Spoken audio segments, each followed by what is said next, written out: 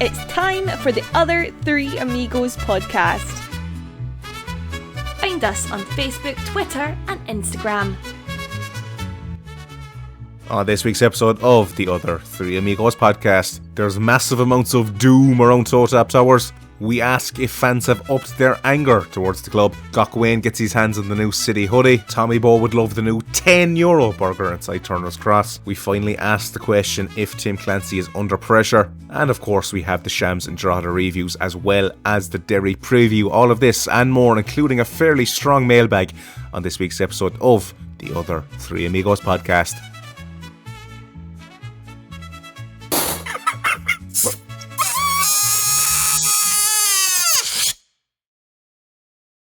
The sound of Wayne's anger after the result in Drogheda last night. But anyway, welcome to Season 5, Episode 15, Episode 273 in total of your international multi-award winning podcast. Wayne is still blowing up that balloon. Throw us a 5-star rating on whatever podcast platform you're listening in on. Dan Casey here, and I'm joined by my other two amigos tonight. Wayne Mullins and Declan Carey are your lineup. Why not join us on Patreon? Patreon.com/TOTAP. You can once again join us from €5 per month. Declan Carey, I feel like I've never really started with you. So how are you getting on? Yeah, all good, Dan, all good. Back from a busy weekend. I was in Cheltenham Racecourse on Friday, and then I went to Villa Park to see the mighty Villa boys from Aston defeat Fulham 1-0 in the Premier League. So that was an interesting weekend. So were you there with Paul DC of now Red FM fame? I was not. He was invited to this stag and he turned down the invite. Probably in light of his, the news breaking today that he has officially signed for Red FM in a commercial capacity, of course. Like his competitive playing days are long gone. But we wish him all the best anyway. Our old friend Paul. Did he ever play? Did he? He was on the bench for Cork City for a few years, Wayne, and then he went into a miserable enough career then in the Munster Senior League with Ringmahon and Corinthians, allegedly. I don't know. Wayne, how are you? How's the? I feel like I'm angrier than you today, actually. Just you know where you got 5 stages of grief. I'm kind of on stage 5 of acceptance. There is a reason why Declan McCormick isn't here, and it's not because of his choice. We had to force him to stay off today's pod. He's that angry. I'm just going to say it, right? And losing to Drogheda is totally unacceptable. That's all I have to say on the matter. They are top of the league. They are top of the league. It was the manner in which it was done. Do you know what? No, it's never acceptable. And this is the problem with our football club. Look, we're getting into this really hard and quick and early. I get it. But it's totally unacceptable. Let's hold it for... I'm getting angry now. Okay, good. Save it. We'll go to the Academy watch first, and we'll get into it after. Do we have music? Kerry, it's your job today, kid. Right, hold on. What am I looking for? Academy? So, what? Young Hearts, is it? Yeah, Young Hearts. No, it's a new one, which you probably don't have.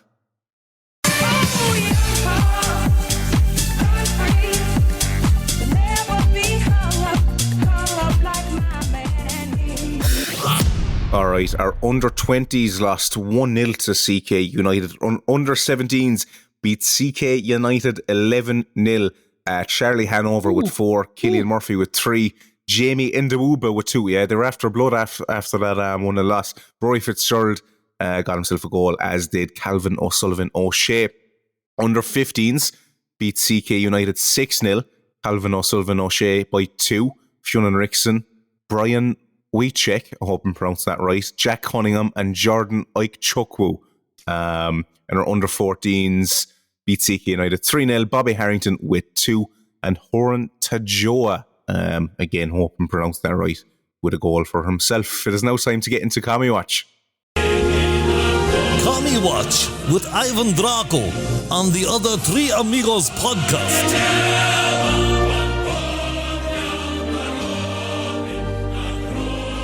Can I just say that Declan Carey there is smiling like a Cheshire cat. He has the power of all these jingles today. He's delighted with himself.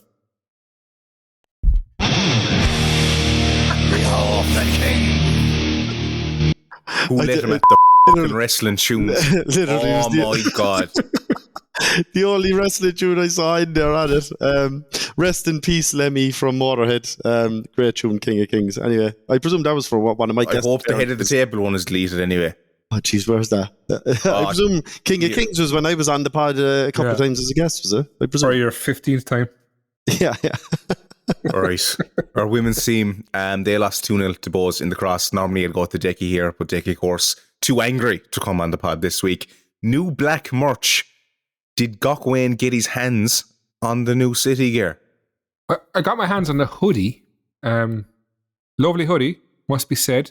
The annoying thing is at the bottom, there's no kind of hem at the bottom. You know, the part that tightens into your kind of belly. So the problem there is it's kind of like a dress. I get you. That makes sense. So it said on the website, you got to go size up. So I got a size up and it was too big. So I had to go back to the shop and get a size down. Which is good news because the size is actually the size you should get. But they really need just not very fitted on you, is it? No, it's perfect. The size I got is perfect, and it just there's no hem at the bottom to kind of tighten it. For the larger person, I would say I went over like 13 stone. I'd say even 14 stone, which is the majority of Cork City fans. Let's call a spade here. Like we're not all built like you, Dan, or Declan. I don't know. Thanks for that, man. No, I was waiting. I was like, just Dan? Come on. But I went to the shop and the shop looks fantastic. There's so many choices. There's so many jerseys. There's shorts, there's t-shirts, there's gilets, there's cups, mugs. It's unbelievable. Just get the sizing right because I think it's a little thing that can be fixed. I know people on the forum were saying, oh, it's being done, but there's still stuff out there that's the size is wrong. Like the jersey, you need to size up. The hoodie, you don't. Just get that right, and I'm telling you, it's amazing. Well, the Adidas sizing was a shit show as well, to be fair. Yeah, it was, but all you got to do is get two people, one smaller, one larger, and try them on, and then you know the sizes, like, and just try every piece on, and then go onto the website and say, size up or don't size up. It's simple, really, like, it's not rocket science. There's no point in going out, doing all this merch, doing a great job, and doing a half-arsed job then on the sizing.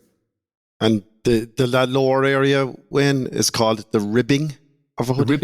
Ribbing. The ribbing, yeah. The elasticated ribbing lower area. For her pleasure. Come on now, lads. Move on. I thought we were above this now this year. We were saying, yeah, come on. It is, though. You can buy those and it's ribbed for, as it says on the box. Look it up. Let's look it up. The hoodies? No, I'm going to... Oh. Durex. Christ almighty here. Come on, it's going off the rails already, lads. Did anyone listen to, or hear rather, the ad on Red FM that was more about Shamrock than Cork City FC that seems to have caught the ire of the forum? Declan Carey, have you heard it? I haven't, by the way. I did. I heard it once when I was driving home from work there last week. And it focuses more on Rovers returning to the Cross rather than like Cork City are home on Friday. Oh, and by the way, our opponent is Shamrock Rovers. Look, I get what the club are trying to do. Like they're trying to capitalise on the fandom around Shamrock Rovers that exists in some parts of the country. Hang on, no, I gotta pull you up on that now. This isn't Real Madrid, like we're not talking Real Madrid again. Like Barcelona are coming to the Cross. I get that, like Celtic. Yeah, I get that. I even get that. I'd even get like a Premier League team. I wouldn't go. I was going to say Preston. No, you don't say Shamrock Rovers are coming to the Cross. Come on, no, let's not make them bigger than they are. They're a big club, but they're not like. I didn't script the ad, Wayne, but I did hear the Derry City. I did hear the Derry City ad today, and it's much more mutual to both clubs. It doesn't lean heavily towards Derry, so I don't know. Maybe we have a bit of a fascination with our hooped friends. No, we just need people involved in the club and doing stuff for a club that know about football. It's simple, really. Like I don't know. I think we do have a bit of a love in for Shamrock in the club, without a doubt. Yeah. Well, who got the man of the match award after the Shamrock game? Oh, don't even. You're starting me now on this. So what happened there? It was a Shamrock player anyway. I suppose Josh Honan didn't get it. I missed the game on Friday, and I had to watch it back on Sunday. Roberto Lopez with an S, not a Z, got man of the match from Philip Long. Mm-hmm. Even though no chance, it should have been Cahill, Troost, or one of them two. It was you can't give it an away. You give an away player man of the match MVP when they are outstanding players. They score a hat trick or keeper saves 2 penalties or something like that. You don't give it to someone who's basically rattled for the last 20 minutes of the game. Yeah. Yeah, a defender at that. Anyway, Clonakilty burger for €10. Did anyone get to try this? I saw that advertised on social media. Nice looking burger on the ad anyway, but yeah. I mean, absolutely delicious, but like €10 for a burger at Turner's Cross, like, again, like, is this, are we going to Croke Park or the Aviva here now, folks? Or are we going to League Violin Ground? Like, who pays a tenner for a burger unless you're in a... Well, it was only a one-off anyway, as far as I know, and I presume it was a bit of a test to see if they sold enough and would they bring it back, but...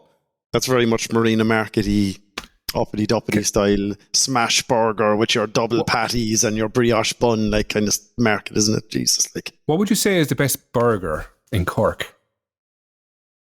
I had a son of a bun there for the first time about 2-3 weeks ago. That wasn't bad. How much is that? Bunsen's always good.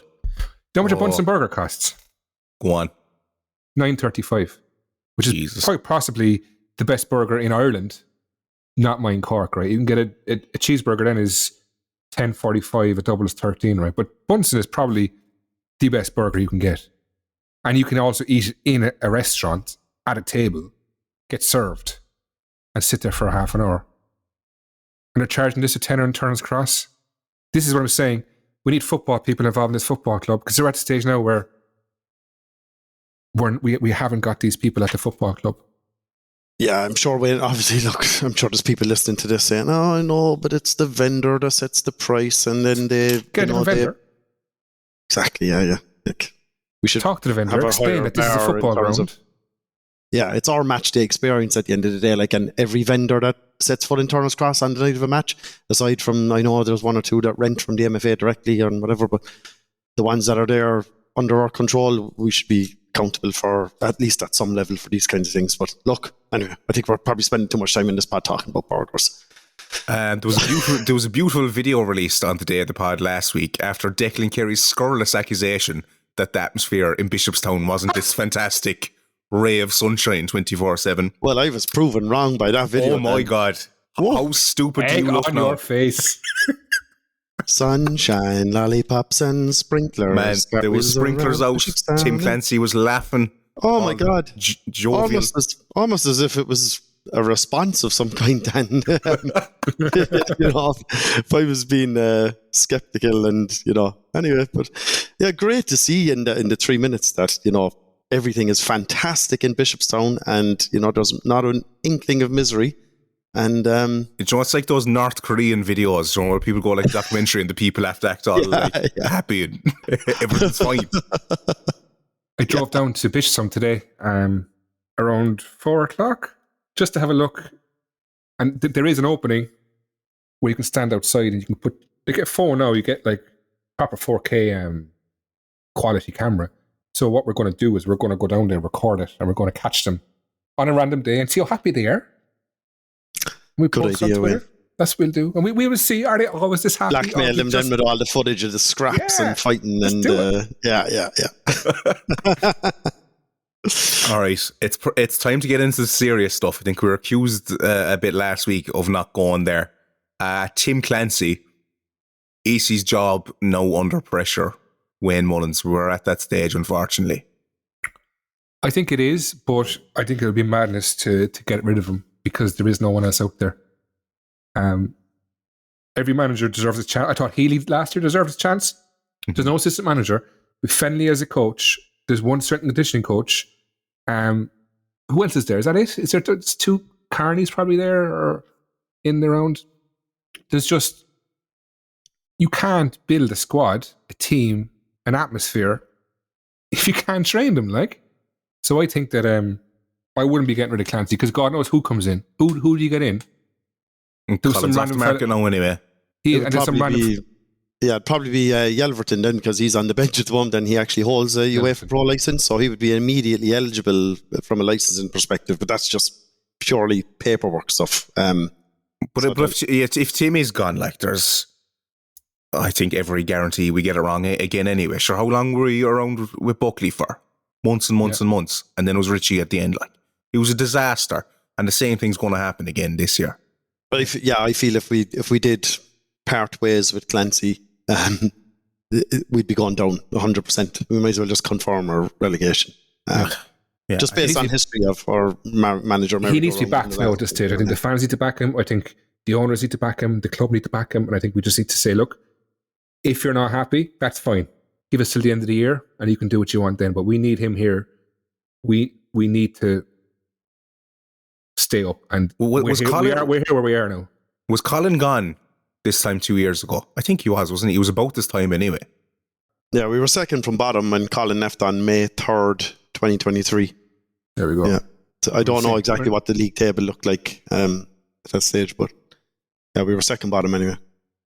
Well, Colin apparently left of his own accord as well, but we don't think. Do we have a fear that it's going to happen with Tim, or do you think Tim sees it out? When? I think Tim sees it out until he's pushed. I don't think he'll be pushed. So I think I hope he's not pushed. He can't be pushed, lads. Unless there's a total disaster and a cycle going to run and we're like bottom by 6 points, and you have to do something like. But I just think they should sit down and say, look, end of the year, you can leave. End of the year, we're done. Just get us to the end of the year. I hope he's. I hope he's. The club should say that the Clancy win, is it? Is that I think so, because there's rumours. Everyone hears rumours, this and that. I'm not going to say, but everyone hears things, and I think that they just need to work together now. Everyone get behind the club. The club need to go on a social media blackout first of all, like you said, what you used to do. They need to stop the bullshit and just get this club going. And the first thing is to get Tim Clancy raring to go, back him, give him the cash to get the players in, keep us up, and worry about the end of the season. Do you think that will happen? No. Declan Carey, do you think? How likely do you think that's going to happen? I can't see a scenario where that like every game we have lately, Dan, and I don't want to jump into the preview now because there's a schedule, but like obviously the game on Friday night against Derry now is the biggest game of the season again, and every game now just seems to be the biggest game of the season, and we can't keep clean sheets, and we're dropping points. Is it though? I feel like maybe I shouldn't be saying it, but like we're going to lose that game. Like you can already feel it off the fan base. We're already going to lose that game. It's going to be another disaster. We're all going to be bitching in the morning. Nothing will change. Tim Clancy this, Tim Clancy that. But it's just a disaster following the football club. There's zero enjoyment out of it, as we mentioned on the pod. Like, it's no crack anymore. From to anything to do with the club to going to the games. The fun has been completely sucked out of it. You sound like a fella, Dan, that endured that last minute penalty up in Hunky Dory Park or whatever. I did, and I was just like, we were saying in the car going home, like, imagine driving all the way up from Cork and then that happens. Like, you be bowling, like, and everyone's there clapping them off at the end. I was like, I don't think it's like the players. This isn't like 2023 where you were hoping to play. I think we'd better players in 2023. Do you know what? I think we did, but their attitudes stank. As I called them pricks, and I got reprimanded for that by the club. You said they were acting like pricks. Yeah, acting like pricks. But yeah, that's what I said. But they were, and I was actually right in the end. This year is the complete opposite. I think their attitude is amazing. I think they really have a good attitude. They're just not good enough. I hadn't realised Derry as well. They've won 4 of the last 5. Like I thought they were down near us in that mini league. Like the atmosphere on Friday against Shamrock was the best in a long time. And if we had just held on against Drogs, I guarantee we would have had a massive crowd on Friday. And I just fear now it's going to go under 3,000. I don't think so. I think we're pretty well. Maybe the figure given out. There'd be no Derry away support. There'd be only about 100 of them. Like, that's the problem. Whereas before we were being buffered up by 500 or 600. There was at least 600 Shamrock fans there last week. People who had bought tickets to Cork City as well. I'm sure there'll be numbers added anyway to make sure it probably does get over the 3K mark. But, which you probably should do. Let's face it. I would hate to see 2,800 on a newspaper. Like I think will the second series of games now be more interesting, or like I won't say that I guess when it's the team's second visit to Cork, like will Shamrock Rovers, it does a nice buzz now about coming down to Cork for the weekend because we're back in the Premier and they haven't been down in a while and whatever, and then 3 or 4 months later, 3 months even, is it? Like, will those same 600 be like, yeah, I'll head down on the Friday evening? the novelty factor will diminish a bit for some of those Dublin clubs, and especially if we're in the bottom two. So that will hurt our numbers. But again, that's just speculation on my part. But like we'll wait and see. Like I think again, the attendance was called out last Friday for what was it, 3,600. I think there's probably realistically in the ground again, probably around the 3,000 mark. Like it always is that kind of 20%-ish less, because they count season ticket holders and sponsors that have been issued a ticket and all that kind of stuff. So like, it's getting worrying, man. As I said, if we hung on and beat Drogheda, after the draw with Rovers, a win, and then Derry at home, and people would look at it and say, yeah, do you know what, we might actually have a rattle off them now. But it's fine. We know the numbers. Lastly, Colin Healy going to Kerry. Loss for City if potentially Clancy was to depart ways, or was that just never going to happen anyway? Well, like we know he was offered the job as assistant manager and he turned it down, and it looks like now this is probably one of the main reasons he did, and fair play to him. Like I think Kerry are obviously showing a bit of progress in the last couple of years, and I know they've had ownership woes, your man heading off to Dundalk and all that, and hopefully all that's behind them now. I know Billy then he's down there as CEO, and he'll know Colin, and I think it's a good move for him, close to home as well. So Colin, if you're listening, we wish you all the very best with it, and hopefully we'll see you in the Premier Division sooner rather than later. And Wayne, it marks about 2 years now since Healy left City, and all the anniversary of the club's goodwill towards TOTAP basically ending there and then. I'm delighted for him. I really am, because I think he's a very honourable, good man. I think he's a great player. I think he was a good manager. I think he was let go. I think he left too soon. So I hope he does really well down there. And I think the only time we'll ever see him back at City is if we went back to if Forrest ever got involved again, which probably will never happen. I think there's a trust there. I think that he would come back. We'll see him in Turner's Cross next year anyway. We will when we're down in. Yeah, Jesus, thanks, Dan. No bother. Here we get into the best luck the games anyway. City won, Shamrock won. Freddie Anderson with the goal in this one. Wayne, you were saying the atmosphere though was fantastic. Were you there? Oh, amazing! Yeah, like the second half was electric. It was just like the old days again. A few of the old songs came back, and it was a nice. Shamrock were rattled. They were absolutely rattled. Like Lopez was rattled at the back. Like that's why I don't understand how he got that yellow card or the man of the match. He was completely rattled. They were just. I do think that we should have beaten them. In the last 5 minutes, we were kind of taking it slowly. We were doing a slow build up, and I was like, these boys are here for the taking. Like, and do you know I brought the stat up last week of the 61% passing? In the second half against Shamrock Rovers, we had 71% passing accuracy. And that proves a point that if you can pass a football to your teammate, you can get a good result. And that's what we did against Shamrock in the second half. And we pinned them back and we played for... Now, they could have been 4 up at half time. Hands up, we get that. But look, Drogheda scored in the last minute last night. They got lucky. We got lucky Friday. But we could have beaten them. We should have beaten them. But the atmosphere was amazing. Kerry, I was going to say last minute goal, but not a million miles off it. Like anyway, goal from Freddie Anderson. Does that save the first half blushes? Yeah, absolutely. Yeah, I watched the game back on Sunday, and yeah, look, we played well in the second half. I think it bemoans me to agree with Stephen Bradley. Like they did have a good few chances and should have done better with some of their opportunities in front of goal in the first half, especially. And yeah, I think we look great to get the point against them though. Like, anything at all that we do in the season, it's only second really to staying up is derailing Shamrock Rovers season as best as we possibly can. So, great 2 points stolen away from them. And great finish from Freddie Anderson as well. I know he was out of the side there for 1 or 2 games and he's come back in now, and obviously it's not his job to score goals like that on the edge of the box, but it's good to see us doing it now for a change. Goal against Shamrock Rovers came in similar circumstances to how we usually concede goals, which is shots coming in from outside the box right down the middle, and it came back and there was a rebound and it was a tap in then from there. But yeah, great finish from Anderson, and Daniels with an excellent layoff as well. Nice assist from him in that game.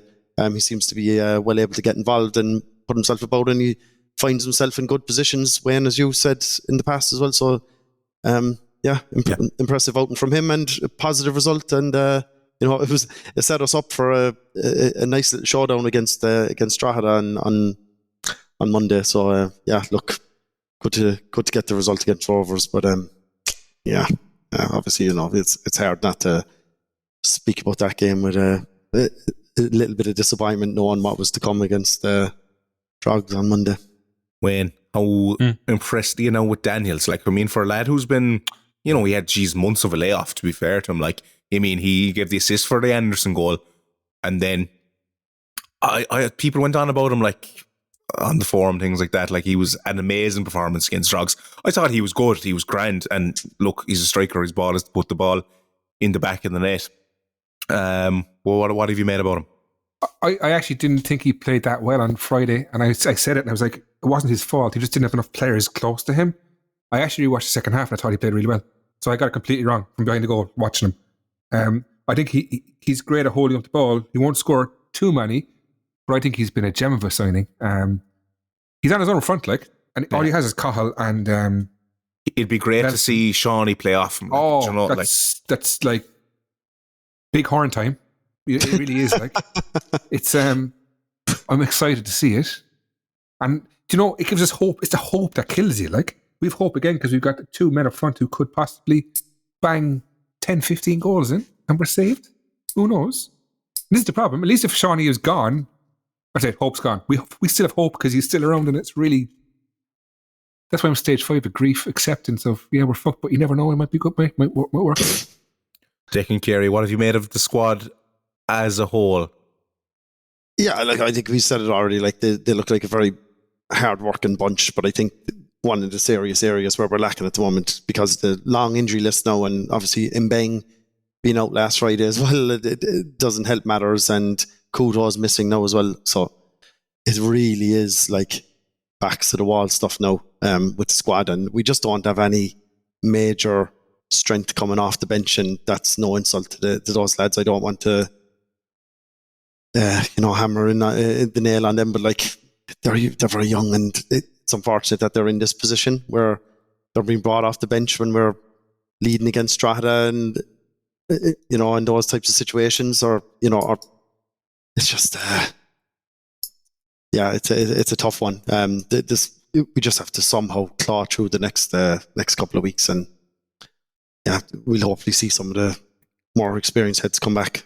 Wayne, the Josh Honahan stuff, did he get a warm reception? He did, in the but cross?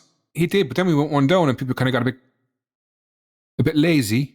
But then he got injured, so we equalised and he got injured. But he had a horrendous game, horrendous. Delighted for him. Matt Healy, in fairness, didn't get too much heat, but he didn't directly go to Shamrock, so he did a bridge transfer from us. Yeah, he did a Mo Johnson rather than Whereas Josh, in fairness, I think he had his move to Shamrock confirmed before that playoff match. Like, so I think that's the ire against him, I suppose. He was already a Shamrock player running out in the Tala that day against Waterford. So anyway, all right. I would say that's actually worse than Ollie Cahill or Pat Morley or anything. I think it's actually worse what he's done because we were in such a bad state, and in my opinion, that's actually the worst anyone's ever done at this club. And I think, not to steal your thunder as host then, but regards the ratings from the Shamrock game, given we have 2 games to review and we have all the ratings to go through from Drogs, Troost was man of the match. He got a rating of 8.04 from the supporter, so he was the MVP. So congratulations, Troost. Here's your 2-word answer from the Shamrock game. Win Carroll says, re-watch incoming. Tony Tobin says, don't fall back. Declan Carey says, WrestleMania. Wayne says, absolutely magnificent. Billy Dorney says, Te Ebesk. Look it up, Dan, instead of trying to pronounce it. Billy Dorney says, Cork is alive. T-E. All right, here, one of you look it up there, right? What is it? T-E space I-U-B-E-S-C. The song by no, what's it mean? Well, it means I love you in Romanian. Interesting. Fair play. He must be a big Eurovision fan. That's coming up now soon, actually. Oh, I can't wait. Billy Darnay says, Corkness alive. Billy Darnay says, effing proud. James Greenham says, keep off heroin. Dave Crowley says, Brothers Tears. James Greenham says, Kilcoyne our hero. Duncan Noonan says, Kanye Estelle. Jamie says, Dean Troust. Roy O'Sullivan says, second half. Joe Langford says, here's Freddie. Killian says, Wanda Williams. Ian Crowley says, cross rocking. Philly Crowley says, point one. Jack Squibb says, good adjustments. Edwin Hannon says, battle hard. I'll only go to a few more here. Ian Crowley says, Rovers return. Anthony O'Sullivan, absolute arrogance. Sean says, American boy. Colin Owens, showed guts. Aid Long says, that's better. Actually, there's a few more. Brad the bad boy Barry says, it's a library. Anthony Falvey says, junkie tears. Peckingbird says, Honahan shit. Thomas says, Viv sperm. And the Nacho Man, Andy Cabbage, the Shamrock fan, says, luck key. Speaking of the TOTAP legend and the future TOTAP Hall of Famer, Kilcoyne our hero, was that chant put out on Friday night? When did you hear it at any stage? An old favourite of mine, of course. It was. It was? Yeah. I just copped that Kilcoyne our hero was KOH as well. I never copped that. It's keep on hooping or something, according it is, but to I never realised it was I also stood for that as well as keep on. Yeah. We had this sign in the shed, with the KOH years and years and years ago, and it had the KOH in different colour and Kilcoyne our hero. Brilliant. I didn't even cop that now. It was sung, I'd say, twice anyway. Yeah. That's what I'm saying, all the old songs were out, it was good. Even Wise Men Sing came on at one stage, I'm sure. What? It's Wise Men Say came on. Gee, excellent. They've been singing that, in fairness, I've heard that even back in 2022, 23, I've heard that a few times. They sing it a bit longer now. They even go to the take my hand, take my whole life. They go to that. That one never really truly went away, I don't think. Yeah. But, it was much shorter and snappier back in our time, Wayne, but it's more long and drawn out now. Anyway. All right. Credit to the Commandos and the Sheds and all the people who were singing section. It was fantastic. No, they've definitely upped the level this year, in fairness to them. Drogheda 3, City 2, Daniels with 2. Wayne, this was just utter dejection really coming out of this one. Can I bring up the passing again, lads? I know this is my little niche area, right? Guess what percentage passing accuracy we had against Drogheda? Have a guess. Now, bear in mind, we had 61 against mostly, against the last, against who did we play before Shamrock? Was it Pats? No. Was it Bose? Was it Bose away? Oh, Jesus Christ. Waterford, was it? Did we beat Waterford last minute? This is shocking. Hang on, let me check this. Who did we play before? Sligo. Sligo won all the way. That was what it was. So we 6-1 against Sligo. In fairness to in our defence, that game was possibly recorded as the worst game in the history of Cork City. That was a snooze fest. Anyway. And we were watching it too. We were recording, weren't we? Before that, it was Waterford, and before that, it was Bose. Yeah. We were close enough. So we had 61 against Sligo. We had 70 against Shamrock in the second half this year, the first half. How much against Drogheda? I'm going to say 60. Declan? 50. 48% passing accuracy. And you know what? We had more passes that are accurate, accurate passing against Shamrock in the first half than the whole game against Drogheda. We literally had 128 accurate passes in the whole game. That's an absolute disgrace. And we should be absolutely ashamed of ourselves that we can't pass the ball accurately. 128 passes in the whole game. It's an absolute disgrace. And 48% passing. I have some beauties for you here, Dan. So Drogheda have averaged 1.5 goals at home this season and scored 3 against us. They average 11 shots at home in all their other games, but scored 17 against us. 12 free kicks at home, but had 25 against us. 20 throw-ins at home, but they had 39 against us. 17 tackles they've had to make at home on average per game. They made only 12 against us. Jeez. They've had to make an average of 8 interceptions at home this season so far, but they only had to make 2 against us. And they had an average of 35% possession at home, their highest being 46 against Galway, but they had 50% possession against us.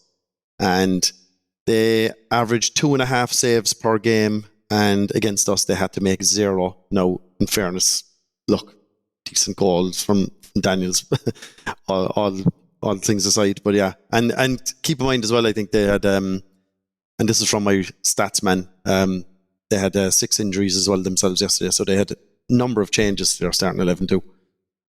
But look, I think it just goes to show. Look, and the first division goalkeeper. Let's call it spade here. Oh, he was shocking. Like, we couldn't even get a shot off on him. Like, he would have faltered instantly if we could just get shots on him.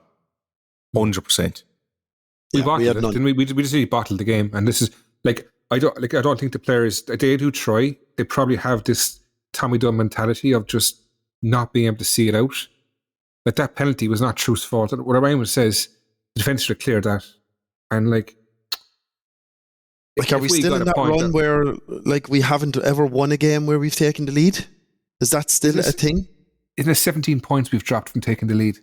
I saw that somewhere, 17 points. So, what's the league table? Actually, hang on a second. The league table shows that we are Drogheda on 24 points and we are on 12. So, adding 17 points to that would mean we're top of the league. Oh yeah, even if you took half of them, half of it, more realistic, would be battling for the title. Like, if we took 8 points, that takes a few points off the teams above us then as well. And does that give you hope, or does it mean that we've been lucky to go ahead? That's the part. That's the thing. Like, it's like, will it change when Shawnee comes back? Like, will he be the difference maker that gets us over the line, or when? But our defence is so poor. Our defence is shocking. Mm. Like I said in the forum there at the weekend, we went up. We need to score 3 goals to win this game. We actually needed 4, like, and that's can't be going away from home needing 3 or 4 goals a game. You know, yeah, no. Just there's only, I guess, we're level on conceded goals with Waterford and only Sligo, who are absolutely brutal, have conceded more than us. So we've the worst defence in the league outside of Sligo. Declan, kind of following on, I guess, a bit from Dickie's point last week. Do you think there's enough focus being put on the footballing side of the club, or is just attention being dragged away from everyone towards Rebel Army events, Rebel Army clothing, or whatever the case is going on, bringing a shitty toy truck up and down the country? I know it'll pay for something or whatever, but Christ almighty, like, we're turning into a bit of a buzz, which is even shitter, like. Look, I know there's what people listening are going to say then is like, look, the club is trying to set itself up to be sustainable and it needs to have these different revenue streams coming in to help supplement the football and all that. But like, ultimately, like, if we get relegated again, you know, like, it just flushes all that stuff down the toilet. So like, I don't know, like, that wasn't intentional when erupted in hysteria there. That was not intentional. What did I call that? A Freudian slip. So yeah, like, look, at the end of the day, it's not, I'm not sure. Like, I guess what we're alluding to, Dan, is like, at the end of the day is the key decision makers at the club and the power players paying enough attention to the football and micromanaging that rather than micromanaging potentially the other areas of the club. And, you know, there's a balance between that too, because I guess the tradition at the club has been historically leave the football to the footballing people. But I know from, you know, being mentored by Brian Lennox as well during my time, there's a fine line in that, and that, you know, you don't want to be in as, like, especially someone like me, dictating what the manager does in his games and who he plays and formations and things like that. But I don't know what types of accountability there is then for the footballing side, and is that being driven from the top in the right ways? I honestly don't know. I'm purely speculating here, like, but like, at the end of the day, though, like, you know, the club's admin staff and commercial teams, etc., like, if they're getting a truck to away games, a toy truck, and the club's getting money for it, they're doing their job. If they're organising the Arc Cinema to watch games and those are being sold out, they're doing their job, they're doing it well. I don't think, like, we should zone in on those areas and say, the club is more worried about putting black merchandise in the shop than trying to get a result against Drogheda on Monday. Like, you can do all those things at the same time. Yeah. And the staff is there. I think they are more focused on it. They are. The way it seems at the moment, anyway, in my opinion. Is that, though, just to be devil's advocate, because we are potentially doing well in some of those areas now? Like, you know, if we were doing well and we were winning games, if we won against Drogheda, people would have been making up their own photoshops of the Dasher truck driving off from Drogheda with 3 points and stuff like that. Like, you know, I think this is just again, maybe there's a bit of naivety with the club in how they promote themselves and the things we put out on social media when we are losing. And maybe that's a bit of that's the learning curve we need to look at. Football fans, ultimately, at the end of the day, it's nice to have nice merch and activities around the club and stuff like that, but we just want a team that wins on the pitch and a good night out in the cross on a Friday night. Like, it's getting harder and harder to justify that 25 quid though. Yeah, definitely, yeah. What's your take on it? It is, like, it's Friday, like, we'll go, we know we do, we always will, but if we lose that, and then we lose we'll be there again next week, we'll be there again the week after, but like... No, there's a certain point where you have to go like, no, I'm not paying that, I'd rather sit at home and get a bottle of vodka and a bottle of Coke and just fucking watch Late Late Show. You know what I mean? I just think, like, fine, they're charging 25 quid. That was never really the issue. The issue was the kids charging and the teenagers. They're the life and soul of the club going forward. So we could be in a situation wherein we go down, the teenagers are still priced out of it. They're not going to go to a first division game. And the club then it's just on its knees. So what's he going to do? Go back to €20 and €10 and €5? That's never going to happen. So it's going to be €18 in the first division next season for a teenager. And they're not going to pay that. This is what I'm saying. We literally get 50-50 if we go down or not at this stage. And nobody can tell me we're not. Yeah, and you can't surely justify paying 20 quid in the first division then next year when it was 15 the last time we were there or whatever. There's not a chance the club are going to roll back on it and admit they're wrong. Not a hope. No, absolutely not. No. How's the mini league looking now? 2 teams. Fairly scary. Just complete dogfight between us and Robert. Like that little flurry at the end of the Waterford game is showing its value now, like, isn't it? Like, imagine, and I know Waterford cracked the crossbar as well, like, in the death of that game, and even if that finished in a draw, you know, geez, it's that result now is like keeping us within some bit of touch and distance, but like, yeah. It's hard to see us wins and Drogheda lose two, or sorry, not Drogheda. It's hard to see Waterford lose 2 games and us win 2 games with the current state of affairs. Like, that's why it's looking so grim. Yeah. Go on, win. No, I was just saying, like, we were unlucky to lose last night and we were lucky to beat Waterford. You have to look at it both ways, that we've been lucky on both. You can't just say, oh, but we were very good against Waterford, but we were really unlucky against Drogheda. No, it's the exact same. We were lucky against Waterford and lucky against Drogheda. Unlucky against Drogheda. By the way, do we also have a problem with strength and conditioning at the club? The players look wrecked all the time now after 60, 70 minutes, and I know there's so many bodies out, you can't really blame them anyway. And maybe there's certain... Yeah, I think this game in the mail... Like, we had this in 2023 as well. Like, It's just like, what is going on? There must be something at some point where it's just more than bad luck. There has to be. Did I dream this, or did we advertise for strength and conditioning? I know they have some kind of fancy name on it now. It's called Director of Physiological Therapy or some shite name they put on it. Like, but didn't we advertise for that recently, or was that for like a voluntary one for the academy or the women's team? I can't remember now. I think that was a voluntary for the women's, wasn't it? I'm not sure, actually. Yeah. I'm not sure now, but yeah. Who's our physio? Couldn't tell you. I read in the forum, I think there's some person from England. Like, I don't know if that's true. Like a physio is different to like a strength and conditioning coach. Strength and conditioning coach does all the kind of work in the gym and the mobility exercises and stuff like that for players in this modern day football. Physio is comes on the pitch and does the massages and stuff like that. Where's it going wrong? Do you think that there is an issue there? Or is just the lads getting tired? It has to be. Like, it's not 60, just bad 70 luck. minutes in a game. Like, this has been going on for years. Like, this has gone on for the last 3 years. So I don't know. Like, didn't we get rid of our last one? Certain conditioning from last year. Isn't he gone? And there's someone new now. So I don't know. Like, there has to be something. Get 2 of them in if you have to. But there's something wrong. Like, we've no assistant manager. 7 weeks. We've 1 coach, 1 goalkeeping coach, and a strength and conditioning coach. Is that it? 4 people? Yeah, I know people are double jobbing. Bulger's double jobbing and Carney's double. They're not really coaches. Yeah, Yelverton, Carney, Bulger. Yeah, they all have different roles in the club. Greg has his own full-time job. Would you run a business with bare bones of staff, like, or not staff, but people in charge? Like, you wouldn't.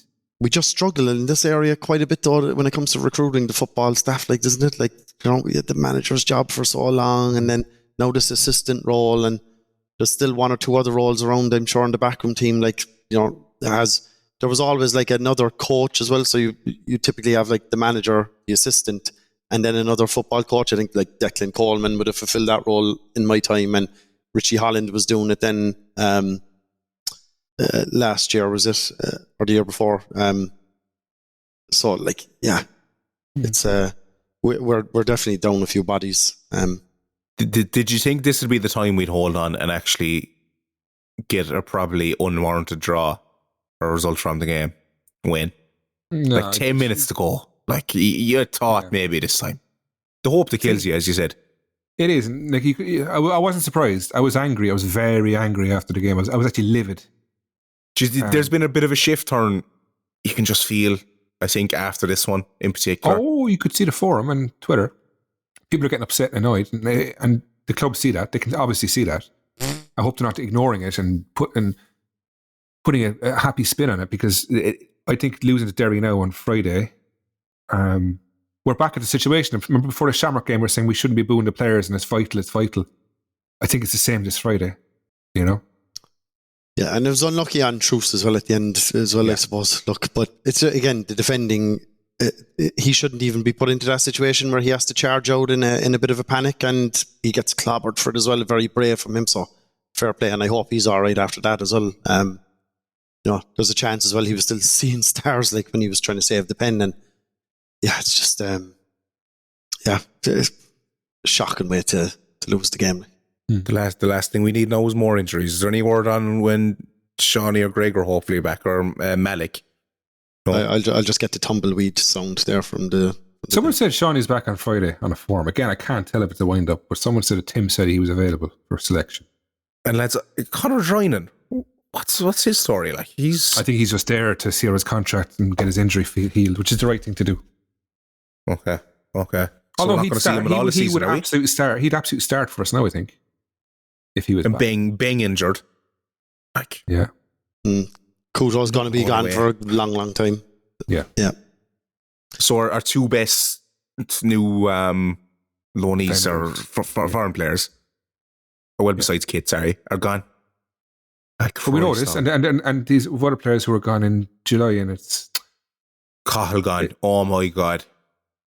It's going to be a long slog this summer. I'm telling you now, it's going to be tough. But look, again, all we got to do, imagine we beat Derry on Friday, and it's all, hey, we're amazing again. Oh, I don't know. You never know. All right. Time to go through the player ratings for the Drogs game.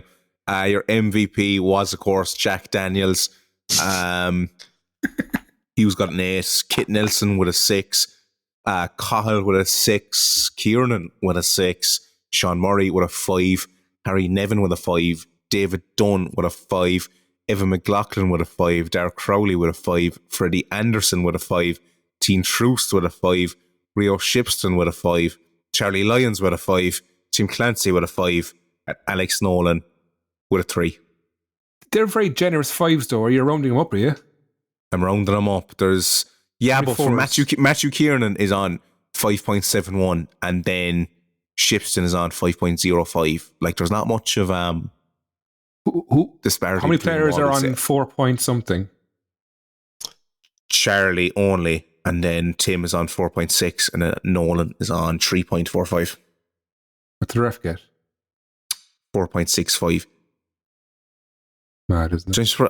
I didn't think he was great. No, he gave us absolutely nothing anyway. Jesus Christ! How good was David Dunn, by the way, when he came on? I thought he was very good. How did he only get a 5?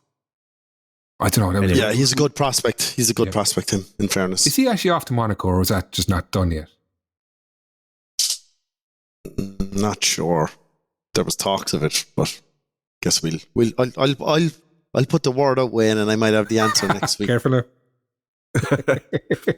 We were told we do give a section at the end for people to leave their comments, and to be fair, I've kind of been missing them the last few weeks. Some of them, to be fair, I just thought so can't read out anyway. But look, we'll make a start. Can't complain result. I know who this is already. We were up there and our bench was pitiful. Starting 11 put in a shift and a half. Ref was a bozo. Line-out on the away fine side was lacking, aka a dopey bastard. Shit. Thanks, Usher. Doom. Time to fire up the first train. Second train jokes for the playoffs. Why can't we hold a lead? Fundamentally disappointed. We're getting relegated. Not effing good enough. Sick shit of this every week. Usher and Corona need to start worrying about the football and get their shit together. Daniels was positive. Well, the first goal, brilliant, but the second goal showed exactly what we missed throughout a number 9. Too many poor decisions when it was 1-0. 2-3 times City had the chance to make it at 2 and never capitalised. Poor performances and deserved a loss. We're in serious, serious trouble. Certain people need to wake up and start looking after the first team. Squad is unbelievably short and devoid of any experienced players and unlikely to change anytime soon. Usher, get the job done. Putting Crowley in midfield, even though we have the likes of Aaron Healy in our ranks, if we are really that stuck. Clancy seems to have no confidence outside starting 11. Pathetic display, huge outlay required in the summer or we're gone again. Genuinely cannot believe it's happening again. We're going down. Hold on to a lead, you bastards. And Christ. I think that sums up the fan base fairly well, especially after the result anyway. Aaron Healy to Kerry in the summer is the very obvious move, like, isn't it? Nepotism aside, like, he's just not getting game time here, and maybe that's the right move for him to, We should do a Kerry watch section. Do you know what? Let's do Kerry. I'll get in touch with Santa for a nice jingle. We better not do Colin Healy under pressure anyway, Jesus Christ. we have enough of our own shit to be worried about over this side anyway, so I'd say that'll be getting well and truly left off. Should we do a Team Clancy under pressure? Oh, Jesus. Just leave it off. No, we won't. All right. KBD Photos says gloom. James Greenham, double jack, not enough to save City sinking. LOI Designs, zero discipline. James Greenham says defeated. Billy Dorney says recruit. Scott Buckley says pen. Wayne says deja vu. James Greenham says time to have that conversation. Jamie says groundhog. The Rebel Cork says relegation. The Rebel Cork says ninth. The Rebel Cork says wank. The Rebel Cork says spineless. Roy O'Sullivan playoff. Ian Crowley brain dead. Sean says defend. Ryan Healy says doomed. Aaron Hill says sustainability. Jack Kelleher says self-sustainability. Ed Ashman says banjaxed. Magpie says despair. Philly Crowley says adrift. Sean says same old. Aid Long says painful. Mallow train station employee of the month says ninth. Thomas says referees are effing shit. Topper says the F word. Ben says relegated. DB says flusher. Luke O'Mahony says usual. Anthony Falvey says familiar. Edwin Hannon says reality. And the Rebel Cork again says shite. They're getting strong, lads. They're getting strong. Give another few weeks now, it'll be a lot stronger, I'd say. Well, hopefully we turn things around. But that's the lay of the land. We'll get to a few more strong sentiments, I'm sure, in the mailbag anyway. So, that concludes the first half TOTAPper. Come back to us in the second. Okay, listen up, TOTAPper. Do you love us? Do you sit back and wait every week for the pod to drop? Do you close your eyes and listen to our dulcet tones? If you have answered yes to any of these, we need you to show us the love financially. There are costs involved in creating this multi-award-winning podcast. And if you aren't already a Patreon, then it's time to stop being a freeloader. For as little as $5 a month, you will get weekly exclusive pods. There's access to data, a member section of our website, special early bits of the normal pod, and you can have direct one-to-one access to us with new benefits also on the way. So head to patreon.com/TOTAP and sign up now. Welcome back to part 2 TOTAPper. It is now time for MbengBag. Dan's taking no shit tonight. He has got the looks, he has got the style, he is a bowler at the back. He has got a big bag, and it is magnifique. It's the MbengBag, baby. Win Carroll says, if the Arc is showing tonight's game as part of a double feature, what's the perfect movie afterwards? Win. I don't know. Oh, Christ. Jaws, I know. Declan Carey. Oh, I watched the movie the other day, and people are going to kill me now because this came out in like 1995. It's called like Seven, so it's after like the 7 deadly sins, and it's all around that. It's with Brad Pitt's in it, and who else is in it? And yeah, but I'll spoil the ending when the cops investigating gets his wife's head delivered to him in a box at the end. So go with that. Connor K says, the injuries are beyond a joke. This amount is not the result of bad luck or coincidence. Is it training too hard, not training enough? Why are we getting so much? We've already talked about it a bit.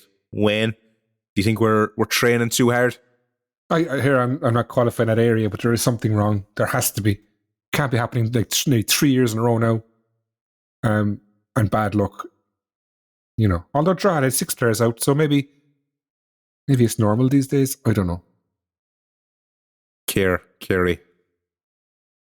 Yeah, like I think maybe, Dan, there's something to it in the fact that like the players are trying extra hard in training to put things right, plus combined with the fact that maybe they're all playing a bit more in terms of minutes than they would like. And yeah, maybe, you know, a lot of these guys, when they were prepping in pre-season, expect that we would have such a crisis like this and they'd be playing so many games so frequently. And I know we had the Shamrock game as well there sandwiched in, and all those trips and travel. I guess it's just a combination of things, Dan, as well. Possibly the strength and conditioning coach situation has something to do with it too. So it's a multitude of factors. Ian Crowley says, calling to the finger lickers, your take, already got there. Ian Draper says, looking at the match programme last Friday and seeing how few of the players are sponsored, should Mr. Usher reduce the price to sell more? Wayne. I'm not sure. I don't know how many of them are or not. All right, it's the same to the start. There's not many. I'm pretty sure this is an area that they're not really too bothered by. That's what I was told anyway, that it's no big deal. But it just looks like they're trying to make it look... Why aren't they? And how come? So I suppose it's not enough. But sure, then enough from it. Then himself was on saying he was disappointed that the whole of Turner's Cross didn't go to a dinner dance out in Rostown, wherever the fuck goes on. This is what I'm trying to say to you. You need football people around the club, and no offence to people at the club, but you need football people there. And it's the same people doing that as well, Wayne, and it's dwindling year by year. Like I saw now Forest are sponsoring a player as well. Like, you know, I mean, come on, like that's just complete pity, really. We had 5 last year, didn't we? Between the men, or was it 7 year before last? Yeah, fair play. Jeez, yeah, but like, it costs about what? 500 quid, like it's targeted towards companies in some sense because you've more than that now. Because it's targeted towards companies because of the VAT, but then like it's mostly the likes of you and me that do it because you know you get the player's jersey at the end of the season, and you have small businesses. It might be nice to hang it up and frame it. Not sure you would if it was a relegation season for that matter, but yeah, I think like I don't know. Have the usual heads just maybe said, geez, you know, this is just getting too pricey now. When now you get a season ticket with those sponsorships, but again, like everything was probably ramped up. I don't know exactly what the price of these packages are. Didn't see a brochure to start the season or anything like that, but yeah, can't. There needs to be more. You need to get more with it. The name of the program isn't enough because who reads it? Who reads that page? Very few, I would say. Needs to be more digitalized. Put on the social medias. Put on the website, or you know, I know it is on the website, but like it's deep in with the players. You need to get more for it, I think, before people. Yeah, there needs to be some clever ways to revamp that. It shouldn't just be scoffed at either way. And like it could bring in 20 to 25 grand if most players had 2 sponsors. So you know, it's not to be scoffed at, and we should take a look at it. Maybe you could say, if you sponsor a player, you also get one night in the Easy Living Suite or something where you could bring a guest and stuff like that. You know, the stuff that costs nothing extra. I'm sure we've plenty of space in there before a game. Little things like that, or you know, you could. I don't know. Enter a draw for a night in the corner flag for a match and kind of thing. You know? Yeah, stuff like that. Yeah, organise an evening with all the player sponsors where the players would come, and maybe you could ask those player sponsors to bring 1 or 2 kids each or something. You know. All these things cost nothing, and just think of it. I don't know. I just thought it. Me and you thought it 2 or 3 there in 30 seconds. Yeah. Connor, too busy coaching the first team, Declan. Ooh, off the field staff. Jesus. Connor asks for the Careman. Will the Viper Randy Orton beat John Cena at Backlash? Sadly not. I don't see any value in that really. I think they're just it's in Randy Orton's hometown, so they're just shoehorning him in there to a main event. And John Cena has another 6.5 months left on his calendar, and I think they've got plenty of more plans in the can for him. Is the King of the Ring still around? It is, yeah. No, disappointingly, Wayne as well. They've done the all usual element of sports washing. They had, I think, 1 or 2 of them have been in Saudi Arabia and stuff there recently, and yeah, cringy enough. The first one I watched was Jerry King Lawler one, I think, didn't he? Did he win the first one? No, he never won a King of the Ring. Did he attack Bret Hart? So. Did he attack Bret Hart on the stage? Maybe the altar. I was just about to call it. Yeah, Bret Hart won it, and I think he attacked him afterwards. Oh, that's what happened. Yeah, and he felt he should. Yeah, I remember now. Yeah, they went on. 94, 95 was it? 96? 95? Yeah, around that time. Yeah. They had the infamous "Kiss My Foot" match then. Yes, I remember that. Yeah. We'll just turn this into a wrestling pod, save us all the hassle. I'd say that will be Jesus Christ. Where's that King of Kings song again? All right, we'll go to the Instagram questions now. O'Sullivan RK, the squad depth is the root cause of the season. More depth, more chances to rotate and rest. Our Cronin says, when will people start to question Usher? Nothing has changed since the takeover. I feel like that's kind of happened now, though, Declan Gary. Yeah, definitely. Like you even saw there in the reactions to the match on the player ratings. Then people are mentioning him quite a bit now and stuff. So like, yeah, it's just a natural thing, I suppose. Like this is what football fans do. You eventually, people go through and blame the manager and our managers, and then they get sent on their way, and then eventually people start targeting players. Like you saw this with Man United and stuff as well. Over the last few years, people started targeting players in their dressing room, saying they were bad eggs and all this kind of stuff. And then eventually fans exhaust all areas to look at, and they say, what's the common factor that's been here consistently over the last few years? And they look at the owners or the ownership, and that's just football fans 101 again, like, isn't it? And this is part of the tribal nature of it. And it's not nice when someone's singled out, to be honest. It's not, like, and you have to be pretty thick-skinned to be involved in football at that level. And it's not nice to be singling anyone out, really, when things aren't going well. But look, this isn't your traditional business. This isn't, this isn't... What are you going to say? Amazon or whatever, Jeez, I backtracked fast there, didn't I? Beep, beep. Yeah. Like the Dasher truck. Joe Logue says, has there ever been as much hope placed on the shoulders of one player as there is on Maguire now? When? Yeah, it's kind of, it's a lot, isn't there? But hey, this is why he's getting paid the big bucks, Dan, Precious for tires. Oh. In my memory, I think 2004, Wayne, towards the end of that season, remember we went on a ridiculous run. I think we won like 9 or 10 games on the trot, and Kevin Doyle just wouldn't stop scoring. Yeah. And like, remember that. It was when like Pat Dolan moved him up front, and from the right wing, yeah. We went on a savage run, and then we brought it down to like the last game of the season, but it was a long shot. We did Shells have to lose, and we had to win to have any chance. I think we drew the last game actually at home. Then did we not win the league that year because he got a medal? That was 2005. No, that was 05. Yeah, it was 04. Yeah, he started that season predominantly on the right, and then injuries, John O'Flynn or whatever, he got pushed up top, and then like every game, then we were just like, come on, Doyle's going to score, Doyle's going to score. Yeah. We were so reliant on him, like, and then obviously we went on to win it then in 05, and he got a medal, and he scored double figure goals, didn't he, in the first half of that season? Did you? 13-14, yeah. Yeah. I won't mention the player, but somebody goes, a player out, shows nothing in the way of passion, doesn't have the ability to contribute. I think everyone knows who it is. Yeah, but look, we'll leave it off. Connor says, way we lost was bad, but what more can we expect? They're the best team in the league, like. When? Who? Drogheda? Who wrote that? Connor C.84. Nah, Drogheda are not the best team in the league. They won the league once in the last 20 years because they ploughed money in. This is Drogheda United, like, and we should never be losing to them.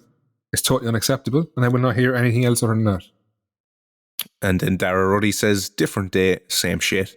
We have some Patreon. questions as well. I don't know. I'd say we'll keep them anonymous.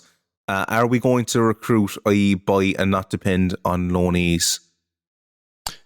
Well, like, I guess, Dan, we've said this many times, there has to be a huge recruitment plan for this window coming up because our squad is going to be so different come August. So, yeah. Mr. Dilly Barney, yeah, that was a good question, but we'll try it. Barney. Yeah. I don't see why we'd hide these, Dan. No, we should give our Patreons. I don't know. I just thought there might be a bit of secrecy, like, you know, with the Patreon. I mean, like, I don't see why not. If they complain after this episode, we can maybe revise it. But let's name and fame them. Yes. Oh, I like that, Dan. Brilliant. Well done. I set it up and you batted it. Well done. Sean O'Sullivan says, when is the next episode of Reeling in the Ears with Santa? I think it's this weekend. Yeah, working probably. Those are actually, I think, a lot more work than Santa envisaged. It doesn't take him quite as fast as he imagined as, flying all around the world. I think the last one was the best episode we've ever done. It was that good. It was just the way it was put together. It was amazing. Yeah. A huge amount of work into it. We completely underestimated it, probably. They're worth it, like, but... We love you, Santa. Fast tracked to the end of May. What have City got points-wise from this run, and where are they on the table? All right, well, I'm going to have to look it up here now. We have Derry City at home this Friday, St. Pat's away, Galway away, and Shells at home. 4 games. Christ. Against decent teams. 2 points. I'm going to imagine we'll scrape a draw on one of them. Maybe away to Galway. Do you know, we could win one of them easily, but I can't see us going on a run. We could easily get 2 points. We could get 3 points. We won't get none. We definitely won't get none. Yeah, I think we'll get 1 win, to be honest. I'm going to go for 4. I'm going for 4. Do you know that? I reckon it's the Derry game or the Galway game we have the best chance of picking up points. And as you said, I wouldn't be surprised if we beat either of them, but it will be a narrow 1-0 or a dogged victory. 4-3. It's just hard to see a 4-3 thriller up in Terryland Park. Yeah. Oh, God. I think, we might get a draw against Galway. We might get a draw against Shells, at home. I was thinking, I have a draw down for Derry and Shells and possibly a win against Shells for some reason. I don't know why. Stuff is starting to get a bit rattled. Did I see a bit of stuff on He needs to rattle more. But the problem is, Tim Clancy won't rattle their managers. He needs to rattle them, like. Cian O'Call says, have we cheaped out on strength and conditioning? I think we covered that, Cian, yeah. Look, I don't know if it's cheaped out or whatnot, but look, obviously it's an obvious area to look at with such a... Help is probably the best word to use here rather than cheap out, because you don't want to disrespect the person, people either. I actually don't know who it is. Help is probably the best word. Give them help. Give them extra. Like Tim Clancy, he needs the extra. Yeah, he needs the help. He needs the extra. Yeah. Jack says, this may be a dumb question coming from an American with our absurd healthcare system, but with all of the injuries piling up, especially the ones that require surgery like Keats, how are those costs for treatment handled? Does that put extra financial strain on the club with the budgets already so tight, Cameron? No, we've insurance for those types of things, Dan. And we've good relationships as well with the bonds. Like you saw there, we had that visit to the bonds there recently and stuff like that. They're a sponsor of the club, I think. They give us some, well, at least in my time anyway, some pro bono scans or allowances and insurance as well then would help an awful lot. Now, obviously, the more claims that are made and things like that, I'm sure it's like car insurance or whatnot, it goes up, or so the insurance companies would say. Allegedly. It doesn't help, but I'm sure it's not crippling us budget-wise or causing any cash flow issues. Okay. Thankfully. Cian O'Call, Wayne, I'll go to you this one. The toilets last Friday night in the CRS were an absolute health and safety issue. We can pretend it's the MFA's problem all we want, but the ground is our responsibility on match night in the same way that fielding a team is. €25 to piss into a flood of piss. It was the same in a Shamrock end. Your man, Colin Nolan, who's a friend of the pod, was down supporting Shamrock, and he said the troughs were full of piss. Like, call me, cynical here or like suspicious or paranoid, there has to be something going on here with the club and the MFA in terms of getting that sorted. They must be at loggerheads about something, because like a lot was made about improving the toilet facilities at the Cross, and I don't know, some stuff happened. Probably, look, it's fair to say the bare minimum, but then since then, the start of 2023, they've just diminished even further. Like, and there must be some disagreement there, and I can't imagine it's easy to deal with the MFA. I didn't have a lot of positive negotiations with them in my tenure. Some good people involved there and at board level, and but yeah, I imagine it has to be something like that. Like, it has to be at this stage. There, as Cian said, we're not confirming it's a health and safety issue, Cian. That's your opinion, and we're repeating it on the podcast. But you know, yeah, I can't make any excuses for your opinion on that. Like, I can totally see why you would make that assumption.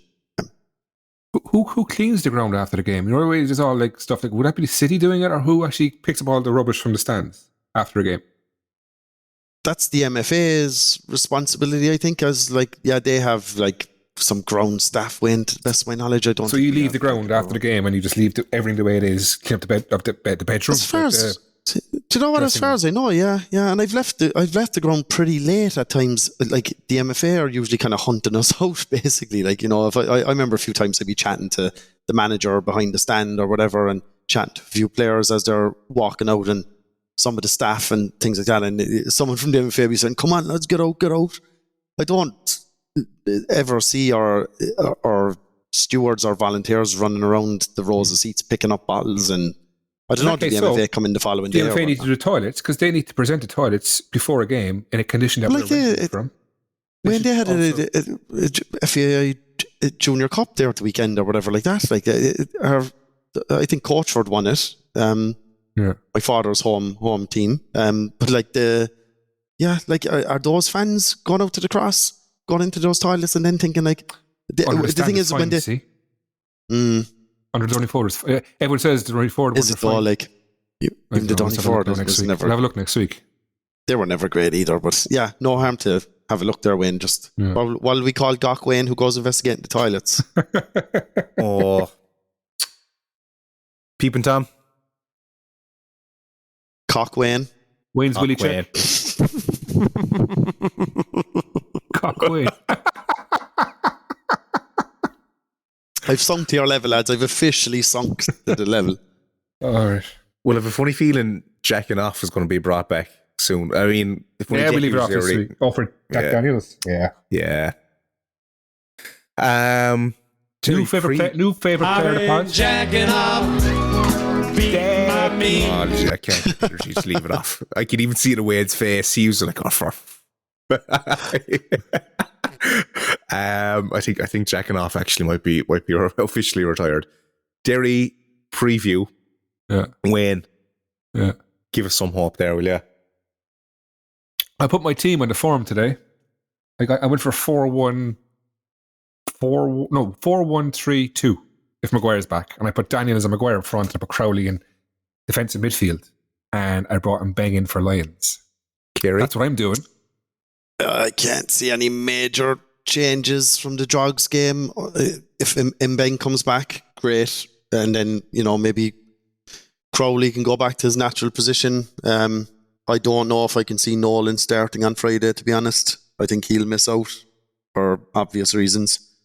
It's just impossible to know at this stage, Dan, like, isn't it? Like, even last Friday, we got thrown the MbengBag one at us. We kind of knew Couto obviously wasn't going to be playing because there was...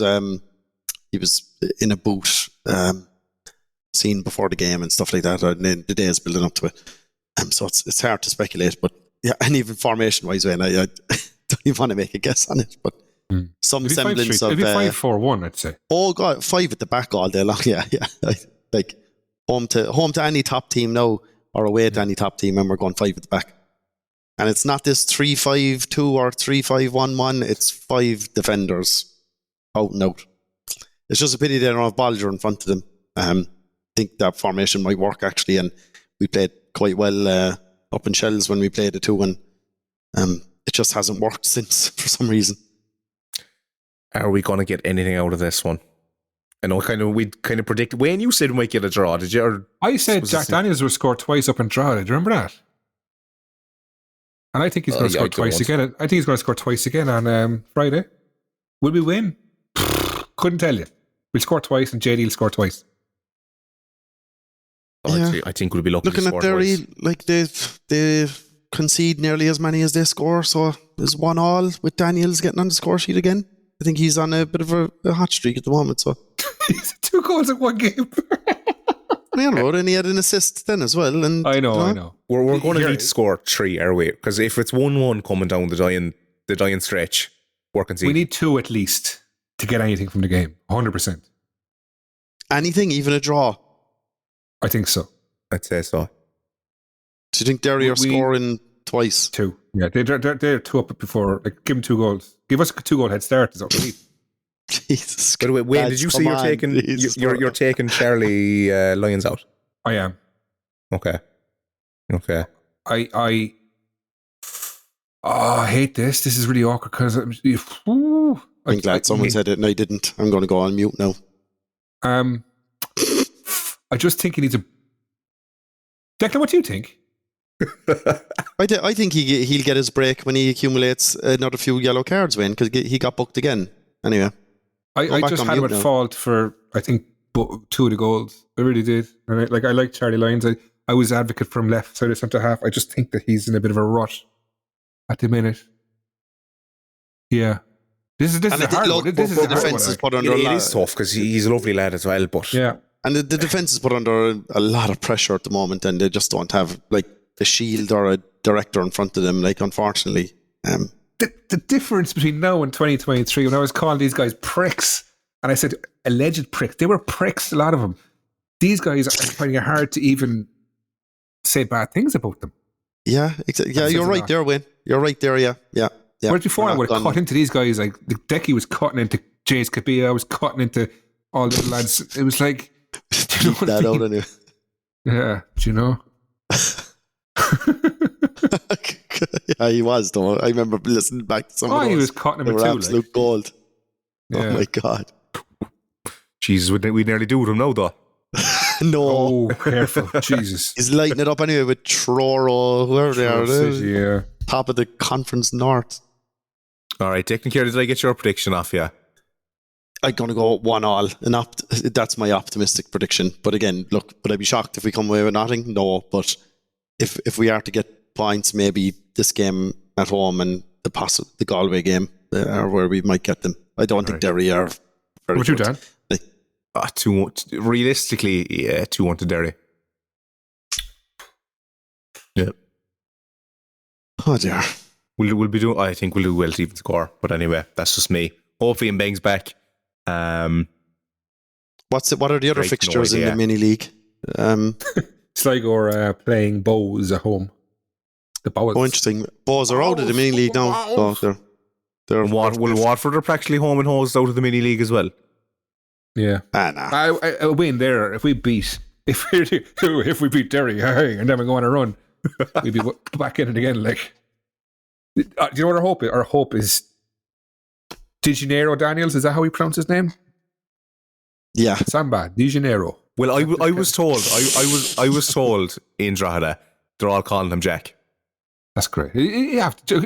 There's no better way to be a player and have fans have a nickname for you. There isn't, like, it means you're liked. Oh, definitely. Yeah. He's very promising. When Jesus, and even in his first 1 or 2 games, I thought I agreed with you. Like, he was someone in there that we didn't have, and yeah, he's awkward. And that touch for his goal against Drogheda there when he came in, where he flicked it under the defender's eyes. That's either the greatest piece of skill ever seen in the history of Cork City. Like, that's up there. That's Gianfranco Zola stuff. Like, or he just completely fluked it, and he just. I think he fluked it. I don't know. Did you see his history on Wikipedia? He went on loan to Sassuolo in Italy in the Serie A. Right? No, have you seen it? No, go on. Shit. I just spell his name. Sorry, Jack. I don't mean to pronounce your name wrong. You need to do a feature on this next week. I keep getting the Samba Di Janeiro song in my head when I see his name. Because it's actually De Janeiro. We should actually make that his song. No, we have the MbengBag. It is De Janeiro. All right.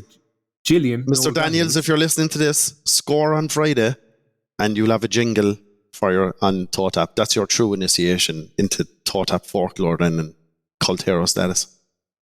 So he started off at Almere City, he went to PSV, Utrecht, and in 2021 he went on loan to Sassuolo in the Serie A, right? Which is random. Then young, he went to PSV, Utrecht, Sassuolo, Pacific FC in Canada. Then he went to Leixões in Portugal, second tier. Like, these are big teams, like. From then Reykjavik and then to us. So, like, literally, how old is he? He's 23 only. Like, this guy. So a lot of those earlier one days, he must have been in academies with PSV. Well, Sassuolo was 2022. Like, that was only 2 years ago. Yeah, like he was literally in the Serie A 2 years ago. Look, he has to have something about him, Wayne. Like, he's a much better football career than me. You will ever have. 17, 18s international. So, like, this guy's no fool. Like, and he hasn't played in 4 months. And look what he's like. Imagine if we keep on to him next 5-year deal, lads. Let's fucking do it. Give him $2,000 a week and sign him up, like. Get Shawnee playing off him. He'll be flying it. I think that's it from us, lads. Anything you want to say to the toe tappers? They embark on their week ahead. It's just a bit depressing, really, isn't it? Just don't abuse the players. It's not like they are trying. It's a whole different ballgame to 2023. But there's other stuff. I'm still not clapping them off. Look, you don't have to clap them, Dan, but like, I think I echo what Wayne is saying, maybe somewhere in the middle. Like, you know, maybe they don't need as much, you know, of this clapping encouragement. Maybe a bit of like frowned face is okay as well. Fold your arms and stare at them really deeply from a distance. Yeah. So, look, all good. Yeah, we'll see what plays out this week, lads, and hopefully it's a bit more of a positive pod next week. And for anyone staying up Saturday night, enjoy Backlash. Should be a good one. Anyway, to even depress us further. Cheers for that. Dan, before we go, I watched 2 games of Gaelic football this weekend. Oh my goodness gracious! I know, I couldn't believe it. You'd easily tell Cork have taken a break in the hurling. Because I felt like one of the lads at work, Alan Drummond, he was telling me all these new rules that come in, that the goalkeeper can't touch the ball if he kicks it out, and this new semicircle thing that Decky tried to catch me on, which he did catch me on. What was that actually? I didn't understand that. How did he told catch me, it? I asked what this semicircle was for outside the box, and he said it's the referee can't go inside it, right? And I believed him, so I went to work last week. I was, lads, there's new rules. What's the side of the referee not going inside a semicircle? And your man goes, what? The Decky caught me for a kipper, like, it's a 2-pointer. Well, you are an Irishman at the end of the day. Like, I know you tried to be Danish there at one stage or whatever, but like, this stuff, like, I know. You should, how can anyone, maybe it's because I had such bog-up parents now or whatever, but like, how do you grow up an Irish person and not even know the basic rules of GA? It was the under 12 street leagues football in Bishopstown, and was the problem. I was 8 years old playing hurling, and I was on the line at a 65 in the last minute, which back then was probably a 25, and they hit it. It bounced off my hurling, went into the goal, they won the game, and I got fierce abuse, and I've hated GA since. There's my story, okay? Yeah. Good. Do you want to vent? Do you want to vent even more? No, I'm just saying I'm enjoying it. I actually watched 2 games at the weekend. It was Clare against... No, it was Galway against Mayo. Clare against Kerry. Stay away from the Gaelic football, Wayne. That's your first mistake. No way. Dan, we should try and get him a ticket for the Waterford game down the park there. The Mayo Galway game, the second half of that was class, to be fair. And the thing I've noticed is that the last football game I watched was probably back in the 90s, right? I'm thinking Down against Armagh. The score was like 12 points to 13. The way they played this game in 2025 was very like football. It's all ticky-tacky. They're not punting it, kicking it, whatever the word you use. Brutal. Into the goal. They're playing it around. Shocking. I enjoyed it. It's shocking. Good. It's a snooze fest. Cork are away to Limerick there Sunday week. That'll be some match. And that'll be on TV now, and watch that. Football or hurling? And then hurling. And then they've Waterford then down Páirc Uí Chaoimh a week after. Like, no. I enjoy it. Atmosphere I'm a big Galway GA fan now, lads. Atmosphere our house, Wayne. A sail agus a bhar own. Like, all right. Fantastic. 80 other sports we want to throw in here. Do a GA pod, lads, and just, teach a newbie. Santa did ask me if I wanted to start a wrestling pod. He thinks there's a bit of meat. There's one out there already, isn't there? 3 lads do it. Yeah, but they don't have the Rebel Chief. True. I think there's one going in Raw. I think that Oh, God. Monday Night Raw. By Irish fellas? No. There's loads of podcasts all over the world, but an Irish one? Yeah, there is an Irish one. All right, I see it on TikTok every now and again. It's not great. Well, you won't be joining them, so. No. I will not. Adios, lads. Jesus Zero. Christ. Auf Wiedersehen. Miedo, amigos. Samba.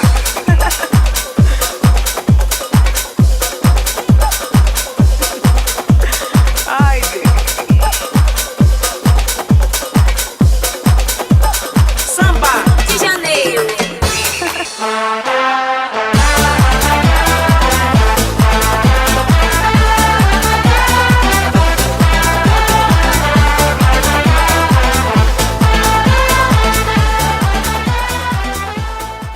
The next episode will be available very soon.